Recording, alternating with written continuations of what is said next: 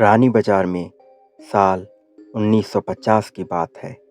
यहाँ राम प्रकाश रहता था, जिसकी बेटी को 5 साल की उम्र में कैंसर हो गया। कई डॉक्टरों को दिखाने और इलाज कराने पर भी उसमें किसी तरह का सुधार नजर नहीं आया। होते होते एक रात कैंसर ने उसकी जान ले ली। उस बच्ची की जान रात को करीब 1 बज गई थी। उसी रात को पास के ही एक गांव की एक दूसरी महिला मोहिनी को एक ट्रक ने टक्कर मार दी थी। मोहिनी के परिवार वालों ने पूरी विधि के साथ उसे अंतिम विदाई दी। अब बच्ची के परिवार वाले भी उसे दफनाने के लिए जंगल की तरफ निकले। जंगल जाते समय अचानक से उस लड़की के शरीर में हलचल हुई। सभी हैरान हो गए कि एक मरी हुई लड़की का शरीर कैसे हिल रहा है। थोड़ी ही देर में लड़की जिंदा हो गई और उसके परिवार वाले खुशी खुशी उसे अपने घर ले आए। किसी को इस बात की भनक भी नहीं थी कि उस लड़की के अंदर उसी रात ट्रक से टकराने वाली मोहिनी की आत्मा घुस गई थी। बच्ची जब से मौत से लौट कर आई थी, तब से ही उदास और चुपचाप एक कोने में बैठी रहती थी। एक दिन उसकी माँ ने उसे खुद अपने हाथों से खाना खिलाया और मामा के घर लेकर जाने की बात कही। खाना खिलाकर उसे अच्छे से तैयार करके वो उसे अपने मायके ले गई। रास्ते में वो बच्ची जैसे ही उस ट्रक के हादसे वाली जगह पर पहुंची, तो उसने अपनी माँ को कहा कि मेरा गांव इधर है। माँ ने उसकी बातों पर बिल्कुल गौर नहीं किया और उस बात को हंसी में टाल दिया। कुछ ही देर में वो अपनी बेटी के मामा यानी अपने भाई के घर पहुंच गई। 1-2 दिन बाद मामा जी के घर के आसपास ही बच्ची के अंदर घुसी मोहिनी को अपनी पड़ोसन सिमरन दिखी। उसने जोर से उसे नाम से पुकारा।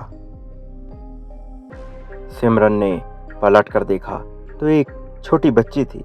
उसे बड़ी हैरानी हुई कि इस लड़की को मेरा नाम कैसे पता है। तभी मोहिनी ने अपने साथ बीती सारी बातें उसे बता दी। उसने कहा कि मेरे परिवार वालों ने मेरी मौत से ही पहले मुझे जला दिया था, इसलिए मेरी आत्मा भटक रही है। उसी दिन इस लड़की की भी मौत हो गई थी, तो मैं इसके शरीर में घुस गई। सिमरन ने ये बात अपने गांव जाकर सबको बता दिया। पूरे गांव वाले और उसके रिश्तेदार मोहिनी से मिलने के लिए उसी बच्ची के मामा के घर के पास पहुंच गए। उस लड़की के अंदर रह रही मोहिनी की आत्मा ने सबको एक एक करके पहचान लिया। कुछ देर बातें करने के बाद वो अपने परिवार वालों के साथ अपने घर चली गई। अब उस लड़की की माँ बच्ची को घर में ना देखकर परेशान थी। जब उसे पता चला कि वो कुछ लोगों के साथ दूसरे गांव गई है, तो उसे बुलाने के लिए चली गई। अपने परिवार के साथ खुश मोहिनी ने वापस आने से मना कर दिया।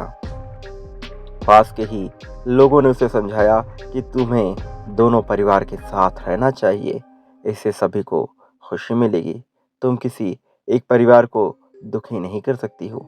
इस बात को सुनने के बाद लड़की के शरीर में रह रही मोहिनी अपनी माँ के साथ वापस आने के लिए राजी हो गई। अब वो दोनों परिवारों के साथ खुशी खुशी रहने लगी। कहानी से सीख: जल्दबाजी में किया गया हर कार्य अधूरा रह जाता है, इसलिए कोई भी कार्य करने से पहले उसे अच्छे से देख परख लेना चाहिए। दोस्तों, इस तरह की घटनाएं हमारे आस पड़ोस में भी होती रहती हैं, जहां किसी को अपने पूर्व जन्म की बातें याद रह जाती हैं। दोस्तों, ये कहानी आपको कैसी लगी हमें कमेंट करके ज़रूर बताएं। साथ ही इस वीडियो को लाइक करें, शेयर करें, नोटिफिकेशन बेल को ऑन कर लें, कमेंट ज़रूर करें और इस चैनल को सब्सक्राइब करना बिल्कुल नहीं भूलें। हम लेकर आते हैं आपके लिए एक से बढ़कर एक कहानी।